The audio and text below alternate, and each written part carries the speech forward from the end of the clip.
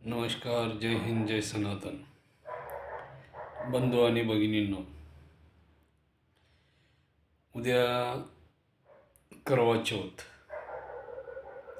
करवा चौथ म्हटलं की शरद पौर्णिमा येते आणि शरद पौर्णिमा आली की कोजागिरी आणि कोजागिरी आली की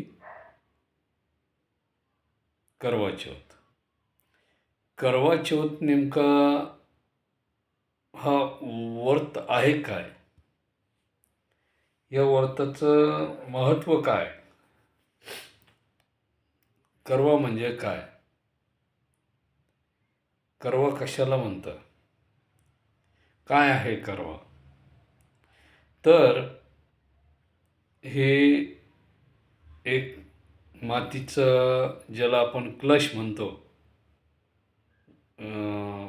ज्याला लोटकं म्हटलं जातं किंवा घट म्हटलं जातं, असं एवढा एवढा घट असतो आणि ते 3 घट आणल्या जातात. त्याची पूजा केली जाते. एकामध्ये पाणी भरलं जातं, एकामध्ये फळं वगैरे किंवा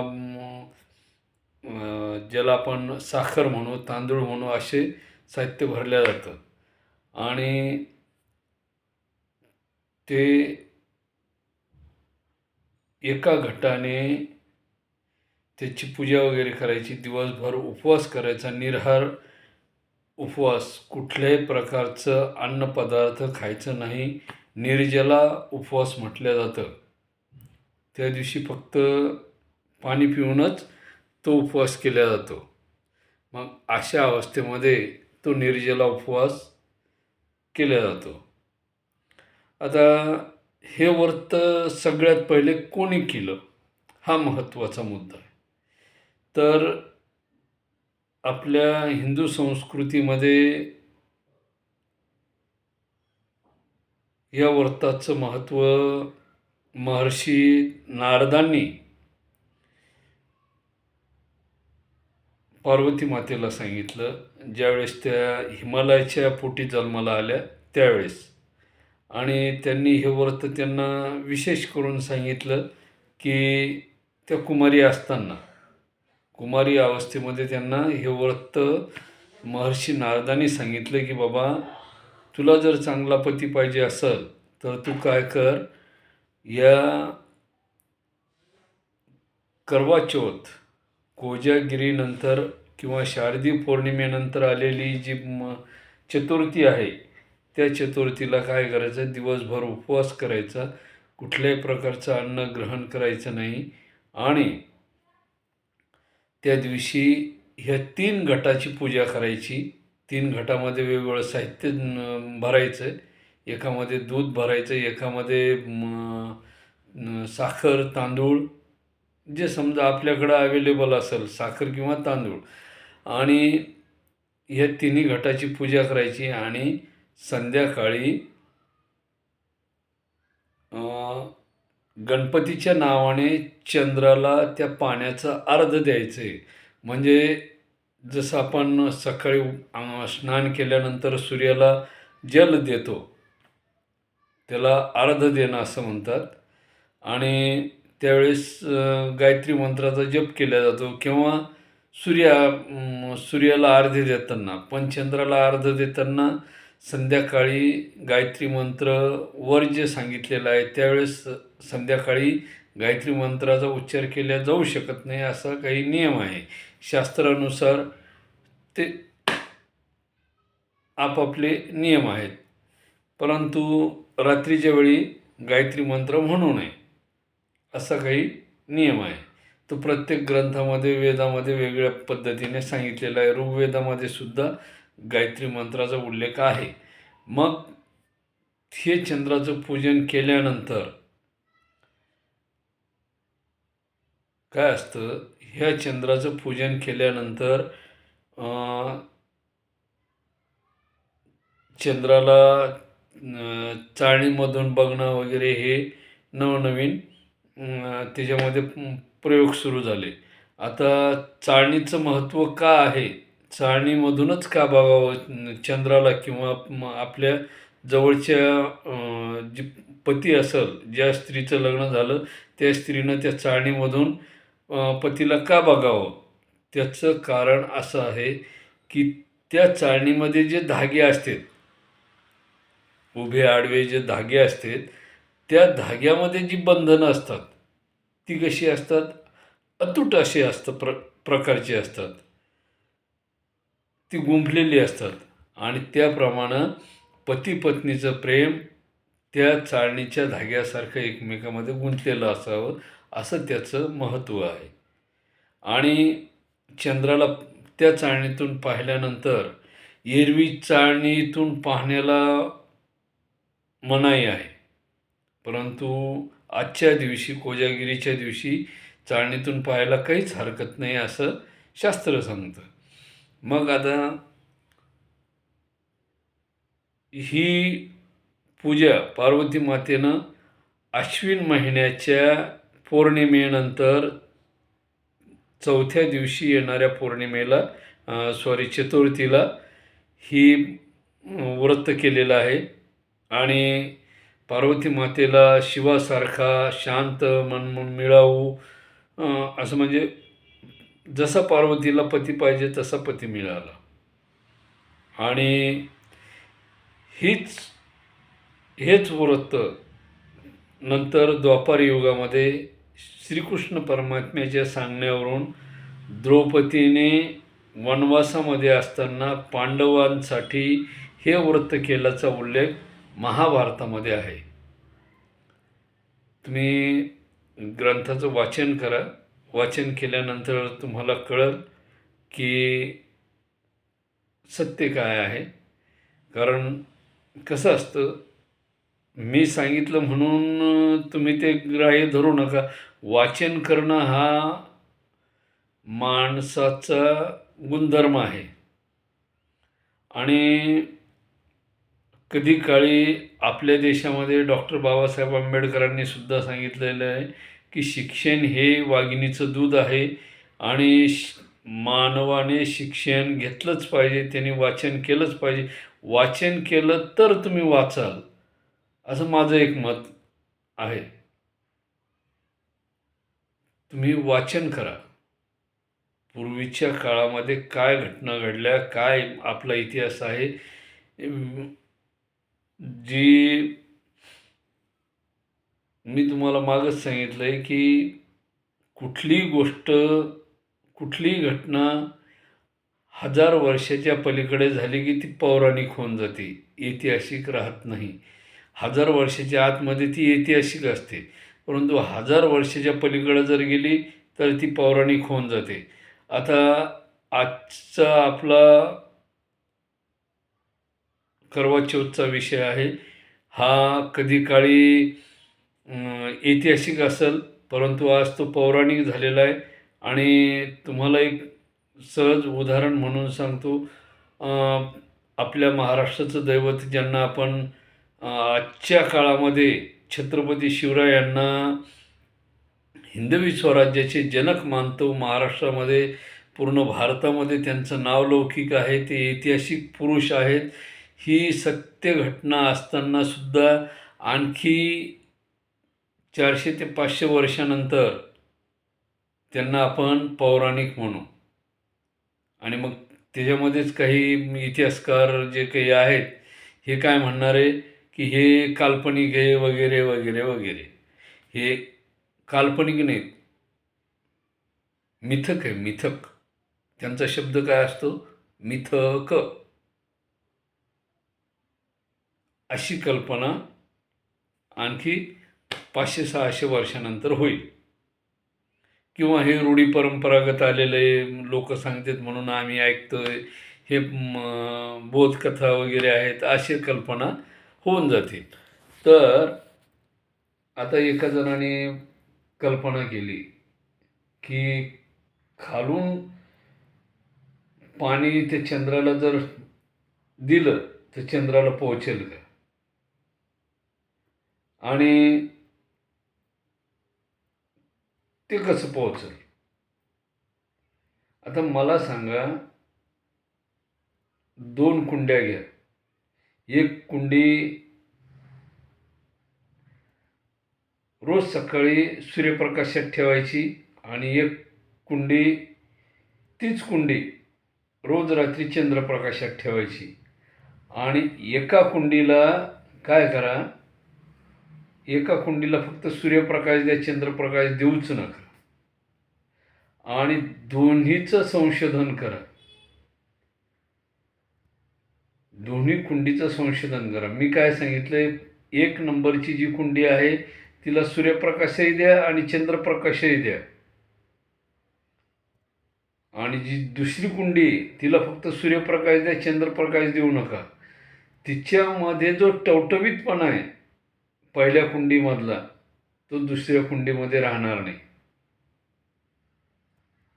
काय, पहिल्या कुंडीमध्ये जो टवटवीतपणा आहे, जिला दोन्ही प्रकाश मिळतात, ती कुंडी टवटवीत अशी दिसणार आहे.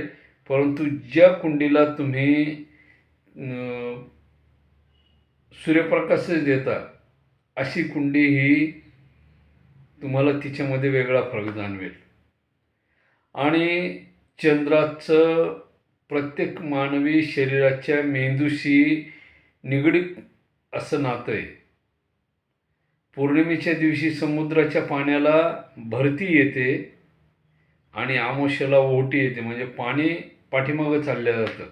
अशा प्रकारची नैसर्गिक क्रिया घडत असताना सुद्धा काही इतिहासकार, काही संशोधक, काही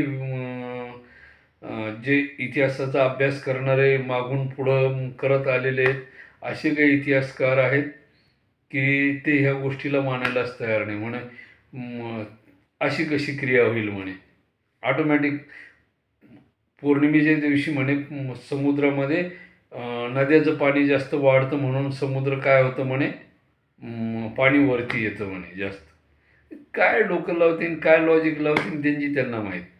ठीक आहे, जाऊ द्या, आपण आपला भाग बघूया. पण थोडी चर्चा पण व्हायला पाहिजे ना, की समाजामध्ये कसे लोक आहेत विचार करणारे. तर महाभारतामध्ये श्रीकृष्ण परमात्म्याने द्रौपदीला हे व्रत करण्याचं सांगितलं आणि पांडवांना आयुष्य लाभो, आरोग्य लाभो, धनदौलत लाभो, या दृष्टीनं ते व्रत करण्याचं सांगण्यात श्रीकृष्णाचा हेतू होता. आणि अशा प्रकारचं हे व्रत पूर्वीच्या काळापासून चालत आलेलं आहे. आज तगत भारतीय चित्रपटसृष्टीमध्ये सुद्धा बऱ्याचशा पिक्चरमध्ये हा चंद्राचा सीन घेतला जातो. ते बाई चंद्राची पूजा वगैरे करताना दाखवलेली असती नटी, आणि चंद्राला असं त्या चाळणीमधनं बघते आणि समोरून तिचा पती त्या चंद्राच्या तिथनं समोर येतो आहे. आता ती एक नवीन टी व्ही सिरियलवाली काहीतरी नाव आहे त्या हिरोईनचं,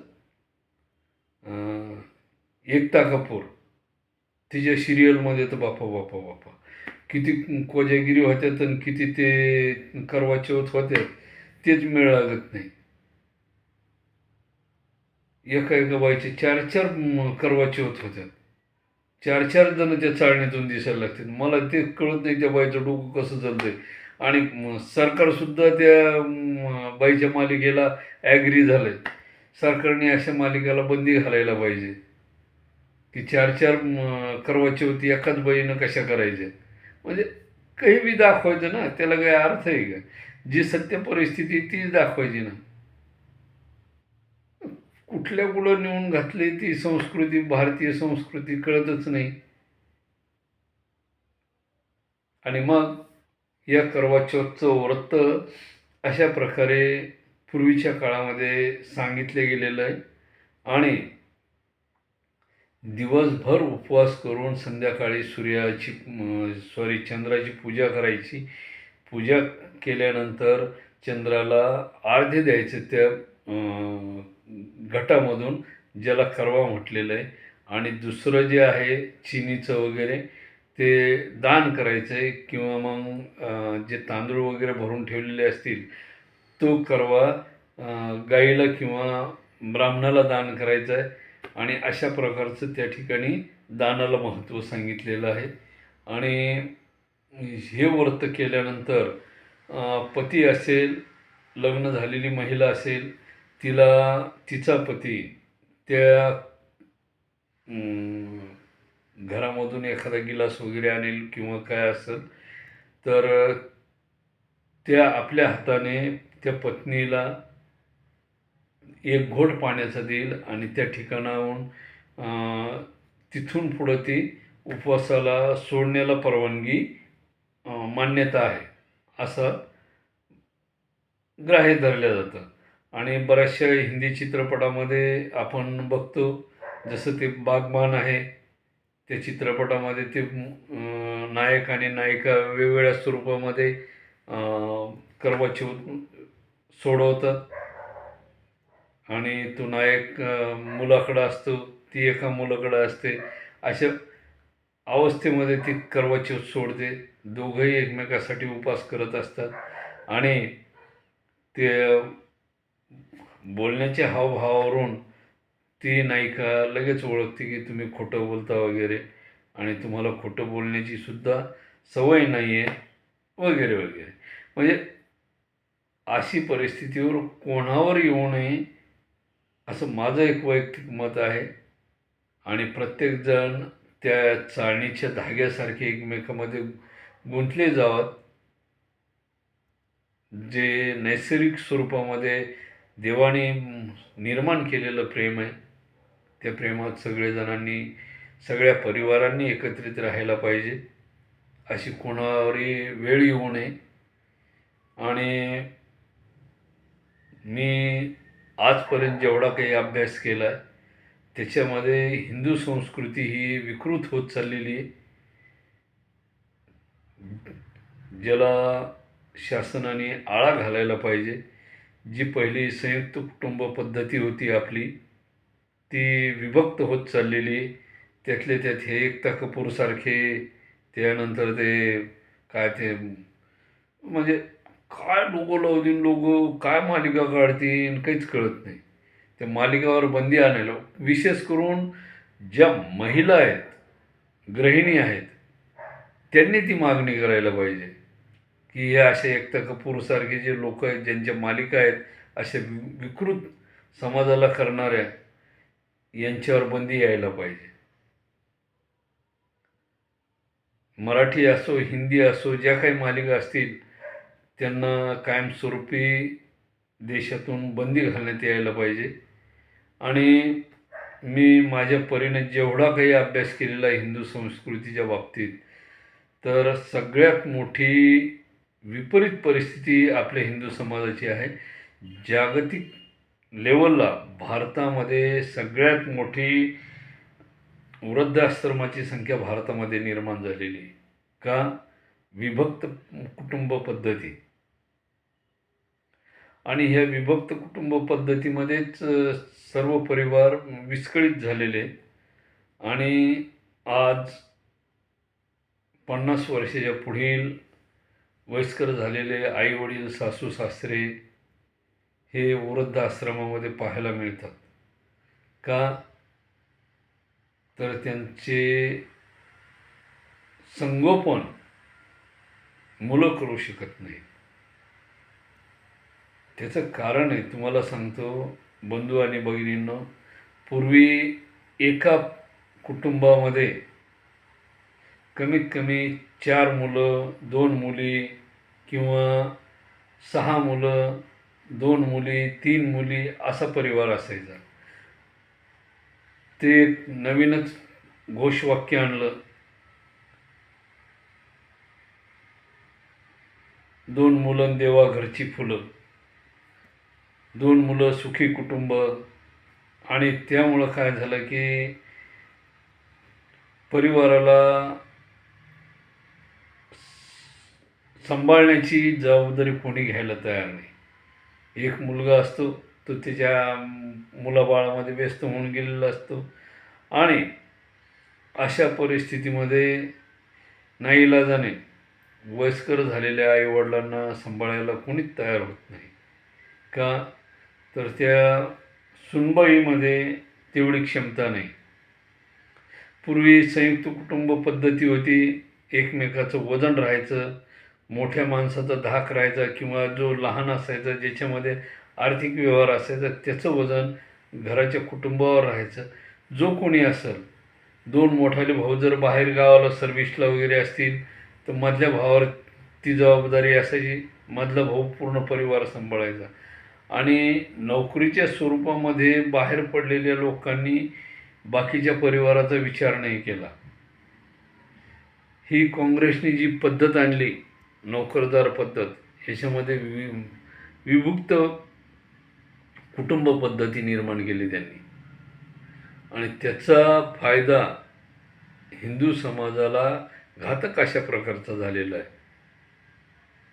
आज ही परिस्थिती हिंदू समाजाला फार दूर घेऊन जाणार आहे. आपला समाज आज जर हिशोब केला तर 500 वर्ष मागे गेलेला आहे. विभक्त कुटुंब पद्धती, लग्न व्यवस्था, मुलामुलीच्या अपेक्षा, मुलीच्या आईवडिलाच्या अपेक्षा, त्यामुळे हिंदू संस्कृती ही 500 वर्ष मागे गेली आहे. आणि या 500 वर्षाची भरपाई फार मोठी किंमत देऊन चुकावं लागणार आहे भारताला, हिंदू संस्कृतीला, हिंदू समाजाला. कारण हजारो वर्षापासून हिंदू संस्कृती तोडण्याचं काम परकीय करत आलेले आहेत. आजूबाजूच्या आपल्या शेजारील देशाचा विषय बघा.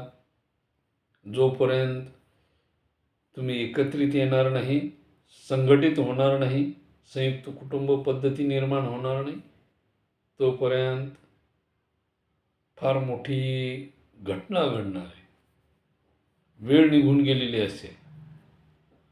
आज काही काही मुलांची 30 वर्ष झालेली आहेत, लग्न नाहीत. काही मुली 40-41 वर्षाच्या माझ्याकडं बायोडाटा येतात, मी बघतो. काही 1975 पासूनच्या मुली आहेत, त्यांचे लग्नच झालेत नाही. मला सांगा, लग्न झाल्यानंतर किमान 2 वर्ष फॅमिली प्लॅनिंगमध्ये जाईल, 2 वर्ष उपचारात जातील.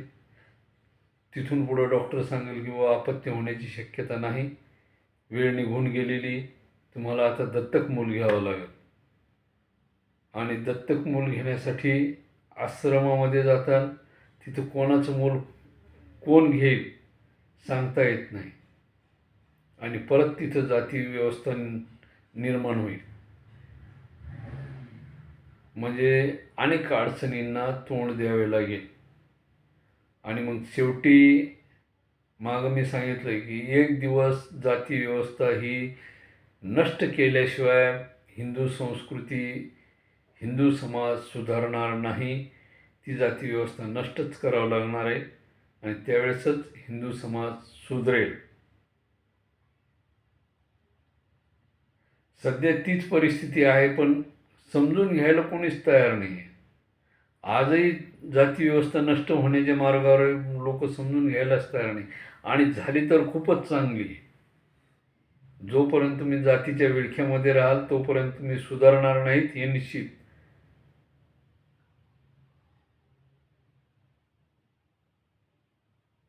किमान मग त्या जातीचा सन्मान ठेवा ज्या जातीमध्ये आहे. नियमाचं पालन करा, विवाह संस्थेचं पालन करा, हिंदू संस्कृतीचं पालन करा, सर्व गोष्टीचं पालन करा. पण ते आपल्याच्यानं होत नाही. आज मी तुम्हाला आत्ताच सांगितलं आहे की 1975 पासूनचे मुलीचे बायोडाटा माझ्याकडे येत आहेत. आणि मग आईवडील म्हणते असंच पाहिजे, तसंच पाहिजे, फलानंच पाहिजे, अमुकच पाहिजे, तिच्याकडं बंगलाच पाहिजे, तिच्याकडं गाडीच पाहिजे, 10 रूमचा बंगला पाहिजे, 4 व्हीलर पाहिजे, 4 टू व्हीलर पाहिजे, आईवडील सासू सासरे नकोत. आणि एवढ्या कालावधीमध्ये ती मुलगी तिसऱ्याच कोण्या मिस्त्रीचा फिस्त्रीचा हात धरून चालल्या जाते. कोण्या बुटावाल्याचा हात धरून जाईल तर कोण्या सायकलवाल्याचा हात धरून जाईल. काही तर असे बघितले भंगारवालीचा हात धरून चालले गेले. म्हणजे ही परिस्थिती हिंदू समाजामध्ये आज निर्माण झाली. आणखी खला खरा कलियुग तर बाकीच आहे. ही सुरुवात आहे. लोक म्हणतात 2025मध्ये कलियुग संपल, नंतर सत्ययुग येईल, फलानं येईल, बिस्तानं येईल. काही होणार नाही. कलियुगाचे आत्ताशी 5,000 वर्ष संपलेत.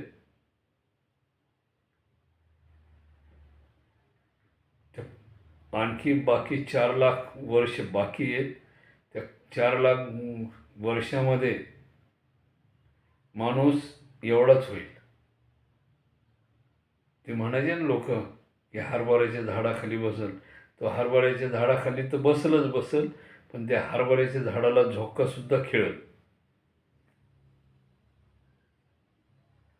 आणखी खूप मोठा काळ जायचा आहे. पण जी परिस्थिती आज आहे त्या परिस्थितीला समजून घ्या. त्याला काय म्हणते, जाणून घ्या, समजून घ्या, जेणेकरून भविष्यातील परिणाम जे जम्मू काश्मीरमध्ये झाले, जे बांगलादेशामध्ये झाले, जे पाकिस्तानमध्ये होऊन गेले, तसे परिणाम आपल्या भारताला भोगायचे वेळ येऊ नये या दृष्टीने मी या करवा चौथनिमित्त हा व्हिडिओ तयार केलेला आहे. हा व्हिडिओ तयार करण्याचा हेतूच तो होता की एकाच चाळणीमध्ये 4 जण दाखवले जातात. म्हणजे कितीच आश्चर्याची गोष्ट आहे. त्या एक तकापूरला आहे ना, तिच्या कानाचं माप घ्यायला पाहिजे पहा. शासनाने तिला बंदी घालायला पाहिजे तिच्या सिरियल. शासनाने नाही, जागो सरकार जागो, जागो जनता जागो. जनतेनं सुद्धा सावध व्हायला पाहिजे. बेस्ट पाहत बसतात महिला बी. अरे ज्या चांगल्या गोष्टी त्या बघायला काय हरकत आहे. आम्ही म्हणत नाही की तुम्ही टी व्ही बघूच नका. आमच्या घरीसुद्धा टी व्ही बघितल्या जाते, नाही अशातला भाग नाही आहे. पण काही चांगल्या गोष्टी तुम्हाला त्या टी व्हीवर ललिता सहस्त्रनाम आहे, कनकधारा स्तोत्र आहे, त्याच्यानंतर श्रीसूक्त आहे, त्याच्यानंतर रामायण आहे, महाभारत आहे, गणेश पुराण आहे, विष्णू पुराण आहे, अनेक मालिका आहेत ना, त्या बघा.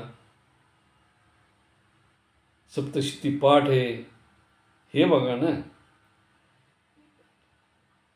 कोणाच्या इथं गेलं की ते एकता कपूरचीच चर्चा असते. अहो मी एका ठिकाणी गेलो, त्या ठिकाणी ती बाई सांगू लागली, बाई म्हणे आता त्या बाईचं कसं म्हणे, आणि तिच्या नवऱ्याचा ॲक्सिडेंट झाला आणि फलानं झालं. मी घाबरून गेलो. म्हटलं वा आपण आलो हे काय नवीनच सुरू झालं वा म्हटलं.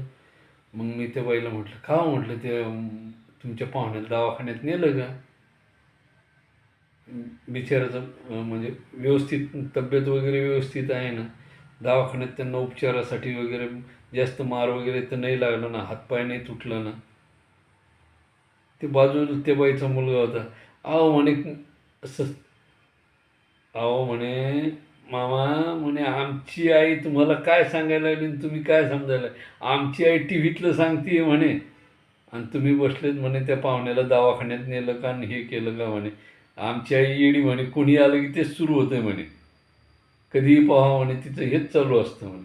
म्हणजे अशी अवस्था टी व्हीवाल्याची झालेली. आणि ते ते काही काही मोबाईल येणे तर बघायचंच का म्हणे, कधीही पाहावं ते मोबाईलमध्येच असते रात्रंदिवस. पूर्वीच्या काळात ठीक होतं ते टी व्हीवर, पण आता ते हे मोबाईल येडे ते इतके येडे झालेत की बघायचं काम नाही. काही काही जण कानाला हेडफोन लावतात आणि तसेच चालत आहेत.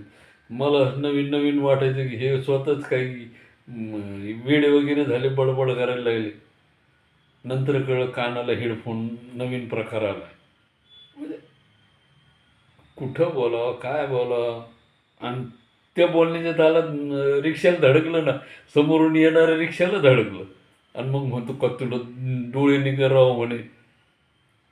मग त्या रिक्षावाल्याने कानात माप घेतलं म्हणे, भाऊ तू रस्ता सोडून चालला म्हणे, मधून ही काय जागा आहे का म्हणे. घरी जाऊन बोलणं म्हणे. म्हणजे या असे प्रकार होते. तर त्याच्याकरता समजून घ्या आपली संस्कृती काय आहे, कुठलं व्रत कधी करावं, काय करावं. आणि बंधू आणि भगिनींनो, धन्यवाद. मी तुमचा वेळ घेतला आणि या अनासाहेब आजच्या करवा चौथ व्रताच्या निमित्त विश्वम ज्वेलर्सच्या वतीने आपणा सर्वांना करवा चौथच्या हार्दिक हार्दिक शुभेच्छा. धन्यवाद. जय हिंद, जय महाराष्ट्र.